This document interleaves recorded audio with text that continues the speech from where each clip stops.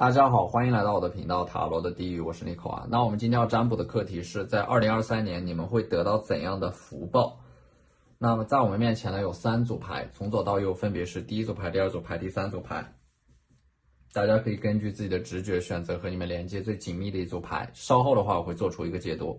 那么大家在选牌的过程当中，可以在弹幕上打出领取好运，来领取你们的专属好运。好，那我们现在可以开始选牌了。大家好，欢迎来到第一组牌。首先我们抽到的这张皇帝牌啊，2023年的话应该是会有这么一个人在你们的身边给你们保驾护航的，只要他在你们的身边，你们就会感到很安心，你们就能睡个好觉。所以说我觉得2023年你们能够遇到一个他能够在你们身边给你们答疑解惑的这样的一个人生导师一样的角色。在这个皇帝的帮助下，他可能有一些资源能给到你们一些支持，给你们铺好后路，让你们接下来的人生变得更稳定。而且这个皇帝的话呢，他也是有一个人会站在你们的身后给你们保底，有一种很稳定的能量在支持着你们。第二张牌呢是权杖侍从啊，一个呼啸而过的火车即将带你们驶向远方。这趟列车就是你们的人生啊，在路途上会有很多的站，会短暂的停留，然后继续启程。很难有人能够自始至终的陪你们走完。在这个过程当中，当陪着你们的人要下车的时候啊，你们即使不舍也应该心存感激，挥手道别，然后继续坐上人生的那趟列车驶向下一站。所以说我觉得权杖侍卫的话应该是会有一个告别，然后驶向一个新的目的地的。我觉得这张牌也是试图在告诉你们啊，就是说这趟列车它是单程的，一旦动身就没有回头路，想好以后再坐上这趟列车。2023年到来之前啊，要做一个规划啊，你们要知道自己做事情的动机是什么，你们便知道了你们要往哪里去，要坐上哪一趟列车。所以说我觉得你们在这个2023年到来之前会想明白一件事情啊，并且呢无论怎样啊，无论就是即使是风云突变，你们也会坐上那趟列车开往人生的下一站。而第三张牌呢是宝剑五啊，会有一个人啊，这种能量呢，它是和你们，它是一个最佳损友的感觉吧，就是你们两个人啊，会彼此陪伴着对方度过2023年，有一点就是你们两个人因为关系非常好，所以说会有一点形影不离的感觉，会有一些相互扶持的日子，这个人会陪伴在你们的身边，会一同经历很多美好的事情。2023年的你们并不孤单，会有人，一个是皇帝牌这个贵人的陪伴，还有一个是形影不离的好朋友陪伴在你们的身边。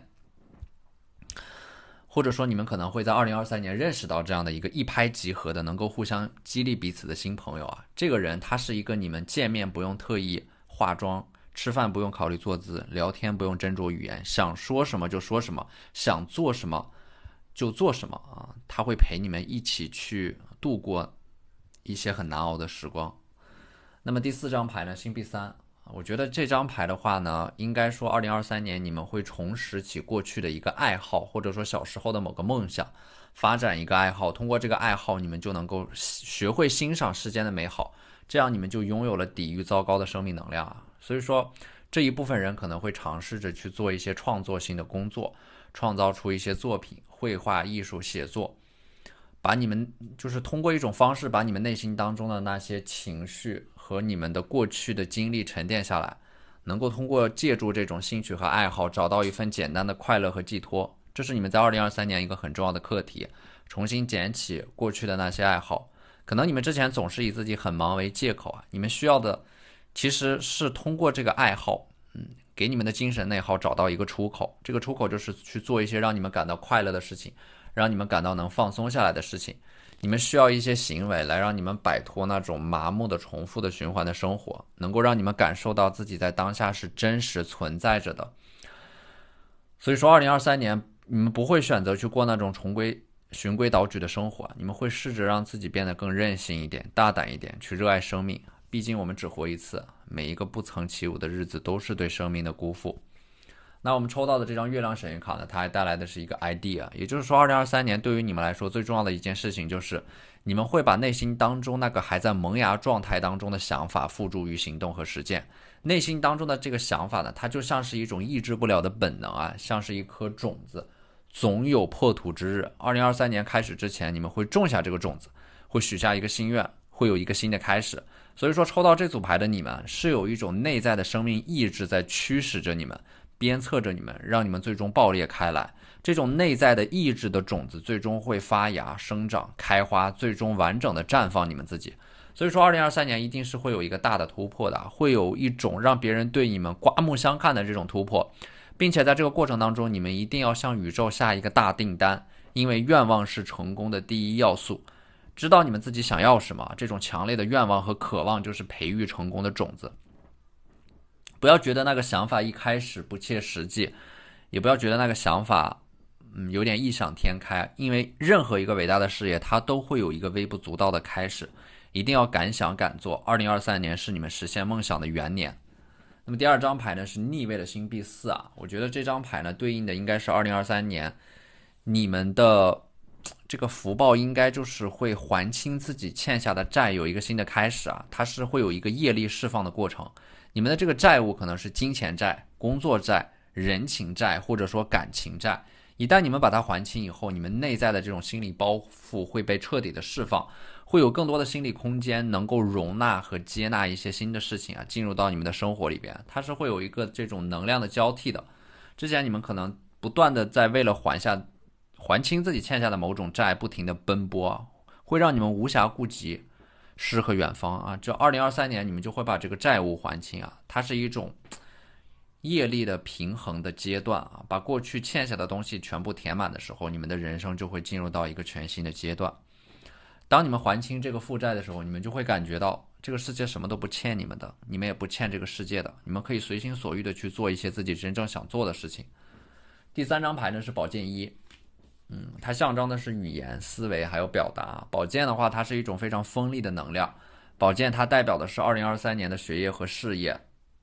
你们能够突破之前的瓶颈和天花板，你们的表达能力、沟通能力，包括你们看问题的深度和广度都会有一个大大的提升和改善吧。它也对应的是2023年会出现一个机会啊，这个机会它一定是和语言表达和思维和一些新兴的行业和领域有关的，比如说互联网、自媒体、电商。宝剑它本身也象征的是一种锋利和棱角啊，就是会有一种决心，就是你们会和一些消耗你们的人和事划清界限的这种能力。你们不会再逆来顺受，也不会委屈自己啊，可能会尝试着去当一个没那么友好的反派吧，去拒绝一些人和事，变得更自私一点，更自我一点。当然成为这个反派并不是让你们成为一个没心没肺的人啊，也不是让你们突破自己的底线，而是当你们认定自己是这个世界的逆行者，在逆流而上的时候，其实你们就不会太过于在意外部世界对你们的评价了，你们会真正意义上的去为自己而活。而为自己而活这件事情其实并不简单啊，因为它是一种能力，它是一种需要不断锻炼的技能。如果我们没有为自己而活的意识啊，我们会很容易被周围的人和事影响，推着往前走，会失去对于自己人生的主导权。所以说2023年呢，宝剑就是让你们真正的拿回自己人生的主导权，变得锋利一点，有棱角一点，变得特立独行一点。那么我们抽到的这张牌呢，伊什塔尔啊，也是一个月亮神谕卡。2023年它象征的是生育，孕育新的生命啊。可能说一部分人在2023年会迎来一个新的生命，身份会有一个转变，可能会当爸爸或者说妈妈啊。它对应的另一种收获就是在2023年，你们的福报就是你们之前所沉淀和付出的努力会在2023年得到回报。这是你们自身的一种福报啊，它也是一种等价交换。你们付出了什么，你们就会收获到什么，一分不多，一分也不少。这种福报它其实不是宇宙施舍或者说馈赠给你们的，而是通过你们自身的努力和沉淀一点点赢得的。就好像是你们在自己的世界里边去发光发热，你们在付出的过程当中其实是没有付出感，也不需要索取什么，在这个过程当中你们会源源不断的收获到一些自我滋养。所以说我觉得这种福报就好像是当你们不去刻意的追寻什么，不去想刻意的拥有什么，而是做自己，成为自己，拥抱自己，在自己的世界里发光发热的时候，那些当初过去你们追逐的东西啊，它会反过来追逐你们。好，那这就是我们这期视频的全部内容了，非常感谢大家的收看。如果你觉得我的视频对你们有帮助的话，可以在我的视频下方留言点赞，或者你们的支持就是我最大的动力。那我们下期视频再见，拜拜。大家好，欢迎来到第二组牌。那么第二组牌，首先我们抽到的这个星币2啊，我觉得给我的感觉就是你们马上要踏上一个新的征程了，新的旅途在前方等着你们。而且呢，会有一个人可能他会嘱咐你们一些东西啊，交给你们一样很重要的东西之后啊，你们就会启程。所以23年你们要有一个好好的道别吧，可能会离开某个人啊，但是你们知道这种离别呢，它是为了自身更好的发展，去到一个更大的世界里边。所以说我觉得这张牌就暗示着你们在2023年你们会去到一个和你们自身的能量相匹配的环境里边，也不会再去在一个过去的那种环境，可能你们是很压抑的，不会再选择委屈自己，也不会在一个环境当中持续的消耗自己。所以说星币2，我觉得我看到的是你们前往某个地方的决心是非常坚定的，无论发生什么事情，你们是一定会去到那里的。第二张牌呢是宝剑8，我觉得23年对你们来说最重要的一个福报就是你们会学会遗忘，你们能够去屏蔽掉那些令你们感到不开心的一些事情啊，或者说令你们感到焦虑的一些信息，就干脆捂住自己的眼睛不去看它，当它不存在，睁一只眼闭一只眼。你们选择不去计较，这样你们的生活会减少90%的精神内耗。所以宝剑8，我觉得它是有一种智慧在里边的，就是有一些事情你们本可以去争，本可以去抢，或者说你们可以去计较一些东西，但是索性就算了，因为你们会打心底里边清楚，有一些事情啊，有一些人和事是不值得你们去关注的，它只会浪费你们的时间和精力，你们就索性看不到它，用一种冷漠的态度从那种混沌和混乱当中抽离出来，眼不见心不烦，彻底的把一些东西从你们的朋友圈，或者说把一些人从你们的朋友圈里边剔除出去。第三张牌呢，力量牌，它是一种很和谐的相处啊，你们在23年可能会学会如何和一个人相处，找到一种正确的方式和这个世界和解，和自己和解，和某个人和解。我觉得力量牌它给我一种很温柔的这种很柔和的能量吧，你们在23年会让自己变得柔软而非坚硬，让自己变得更加的流畅而非拘谨，让自己变得更温柔而非冷漠。力量它有一种以柔克刚的感觉在里边，就很多事情它可能会不由分说的扑面而来，但是你们会用一种非常温柔的姿态去接纳它们，然后逐渐的消解，逐渐的化解就是有一种拳头打在棉花上四两拨千斤的感觉。23年呢，我觉得你们自身的成长就是你们不会让自己那么再轻易的容易的被激怒，整个人是温和的笃定的从容的，给我的感觉就是温和有力量，情绪的流动非常的通畅啊，劳逸结合，然后会放下自己的控制欲，人际关系也会有一个很大的改善。因为你们在23年会明白一个道理，就是凡是持久的必是温和和可持续的。所以我觉得这张力量牌我看到的是一种优雅吧。23年你们会散发出一种优雅，拥有那种可以自我掌控的自由，内心当中有着笃定的安全感，浑身散发着一种总有能力去应对未来种种不确定的自信能量。我觉得23年其实你们最大的进步和改善就是你们会拥有一个好的心态吧，而这种心态有的时候它也是一种决定性的智慧，能够让你们在命运的十字路口上做出那些符合你们内心指引的正确的选择。而第四张牌呢，圣杯6啊，我觉得它有一点像是这组牌，你们有的人可能已经参加工作了，可能会做出一个很冲动的决定吧。有可能啊，有这组牌抽到这组牌的你们，在23年会递上自己的这种辞呈，然后去追逐自己的一种想要的生活。圣杯6它也是同样有一种告别的能量在里边的。还有一种解读呢，就是圣杯6的话呢，你们可能会和一个人去把你们一个自身非常伟大的想法和计划告诉这个人，然后他会被你们的想法和计划打动，然后来助你们一臂之力。所以圣杯6呢，我觉得他也是在提醒你们啊，23年一定要尝试着和这个世界保持一种沟通，持续不断的向这个世界去表达，然后在这个过程当中，你们就能够得到一种理解和共鸣。我觉得这个收获的福报呢，它就是在23年会不断的有人向你们投来这种赞许、认可和鼓励，能够让你们继续坚定的走下去。然后这张 commitment 啊，它代表的是一种承诺，这种承诺呢，就是你们会给到自己一个承诺，23年你们一定会达成某个目标，完成某件事情，这是一种势在必得的决心，会帮助你们显化那个愿望。可能说这个 commitment 也是由某个人会向你们做出一个承诺吧，他会向你们保证一件事情，或者说23年有一部分人可能 commitment 它也象征的是结婚，就是有一个人会有一种终生承诺的感觉在里边，精神层面的契约。我觉得有了这张牌的话，2023年你们整个人其实是整个人的能量会更加的落地吧，你们的承诺会给到回应。而且呢，我觉得这种承诺它是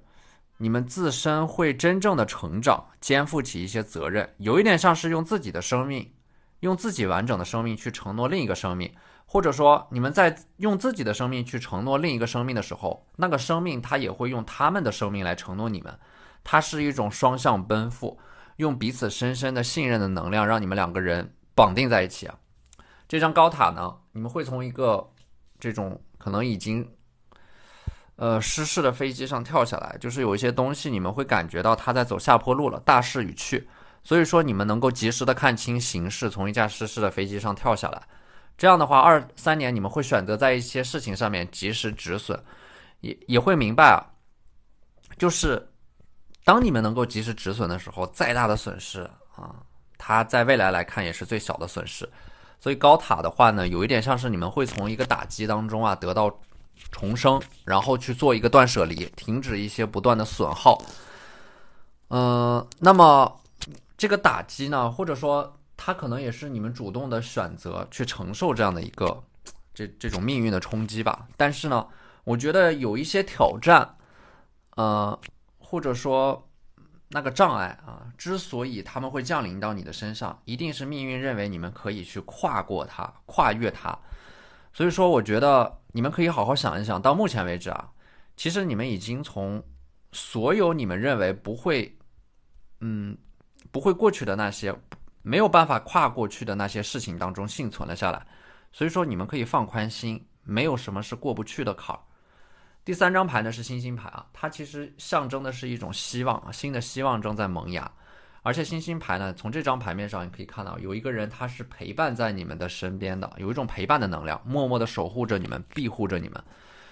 而且星星牌我觉得它是要做减法的，你们的想法越少，你们就会变得越专注。星星牌的这种能量是很空的，用最简单的心态去做最难的事情，保持一种无知的状态，这种无知才能够帮助你们听到自己内心深处的声音和渴望，帮助你们做出最重要的判断。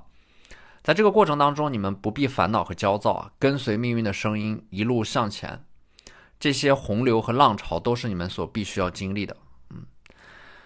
那么我们抽到的这张 Scepter 啊，它其实代表的是一个权杖，它象征的是一种激情和热情啊，很强的火象能量。就是23年呢，我觉得你们自身的这种福报就是你们会比周围的人更容易去感受到快乐，更容易找到你们自己存在的意义、目标和价值是什么，你们奋斗的这样的一个最终的目的地在哪里。有一种热情，很坦率的去直接的表达自己的情绪和感受的这种能量。我觉得这张 Scepter 啊，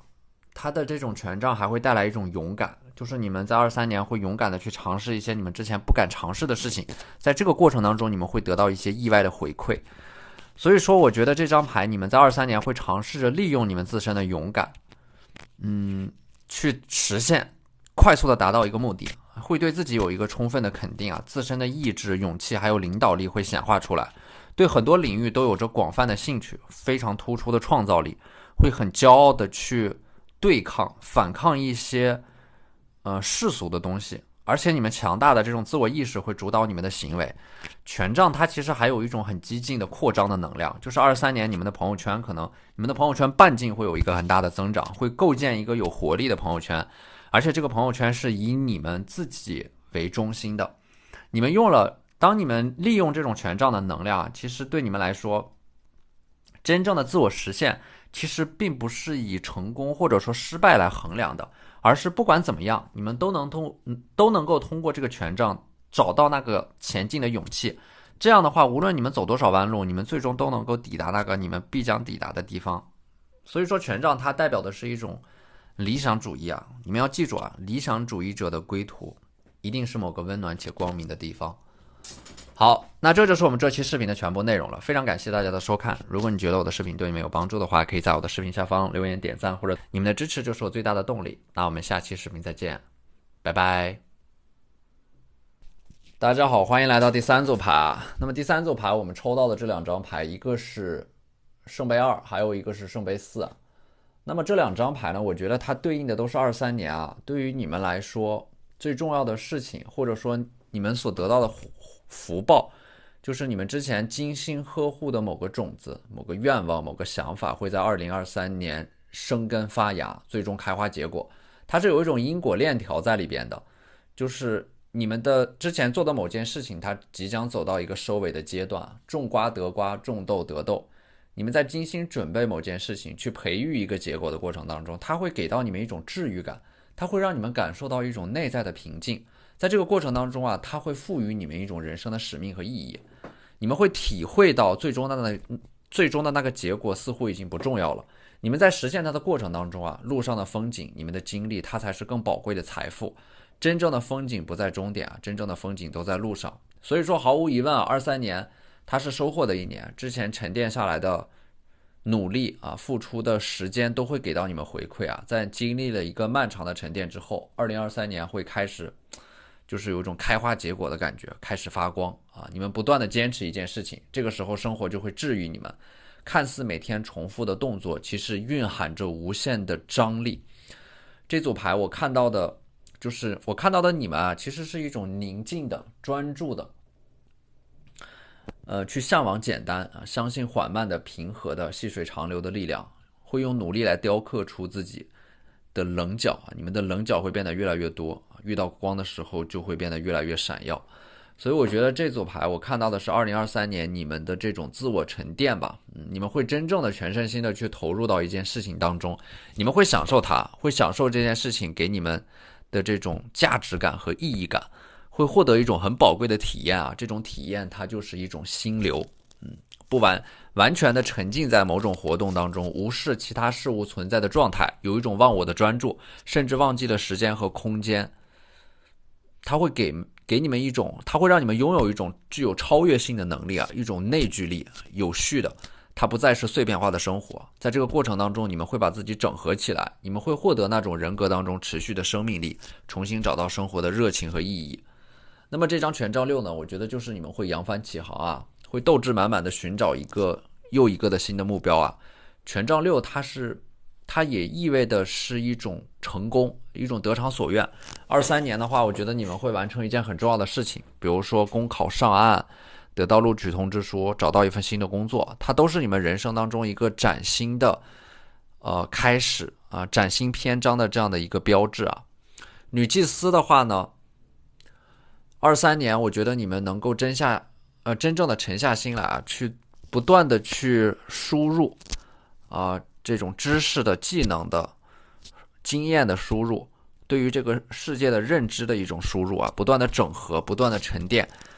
而且呢，女祭司我觉得它是有一种隔绝的能量在里边了，就是这个世界上的纷纷扰扰都与你们没有关系啊，你们会和这个世界保持一种天然的警惕的疏离感，有一点无欲无求的感觉吧，就是说你们可能追逐的是那种精神层面的富足啊，对外展示出的是一种特立独行的人格啊，不怕周围的流言蜚语，因为你们的内心是强大的，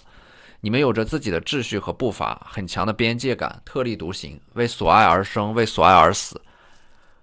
会爱你们所爱的，想你们所想的，行你们所行的，追随你们的心啊，这就是女祭司，很酷的一张牌啊。那么这张女皇呢，它也是你们在23年所具有的一种能量啊，它是你们魅力大幅攀升的一年。包括抽到的这张 Venus 啊，你们也会找到属于自己的一种向这个世界展示你们自己的风格，一种穿衣的风格，说话的方式，你们的思维都会因为你们自身的这样的一种自身的改变而改变啊。你们会找到一个风格之后呢，会有一种改头换面的感觉啊，审美上面会逐渐的趋向于高级，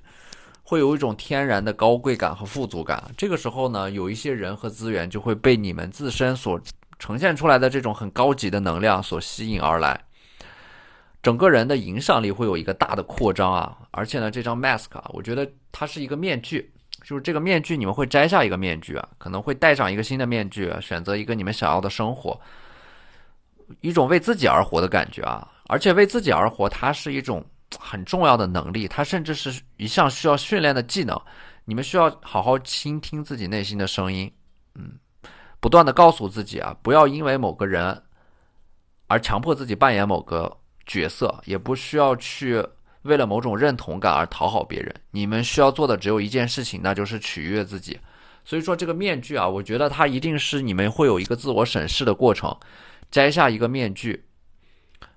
不会而且呢，摘下面具，我觉得这种自我审视也是审视你们所拥有的一切，它是否会影响到你们的本心。就是你们不会因为自己拥有的一切就改变你们自己，无论是那些名利、财富，那些看起来海市蜃楼的幻象，你们不会被那些东西所迷惑，它不会改变你们的本质，或者说你们会提醒自己不要让这些东西来影响你们的本质。你们拥有一种保持自我的能力啊，不被这个世界上的那些世俗的东西所影响的能力，这是你们独立生活在这个世界上的底气和资本啊。包括这张权杖8啊，对于你们来说，2023年你们的这种福报啊，或者说最重要的一件事情，就是你们会找到属于你们自身的一个团体啊，能量场，有着大量和你们相似的人。在那个世界里边，你们的精神是被理解的，你们的价值观能够得到认同，会和一群人做着一些你们同样很享受很喜欢的事情啊，有一种众人拾柴火焰高的感觉，会找到自己的定位，找到一个属于你们自己的团队，找到一种归属感，会连接到很多人的能量，然后这会和很多人的这种思想啊，会有一种真实的连接和碰撞。在这个过程当中，会体现出一种生命的伟大，会在一次次思想碰撞的过程当中成为一个新的自己啊。所以不要封闭自己，一定要和这个世界保持一种沟通和交流，这是你们存在于这个世界上的一种证明。好，那这就是我们这期视频的全部内容了，非常感谢大家的收看。如果你觉得我的视频对你们有帮助的话，可以在我的视频下方留言点赞，或者你们的支持就是我最大的动力。那我们下期视频再见，拜拜。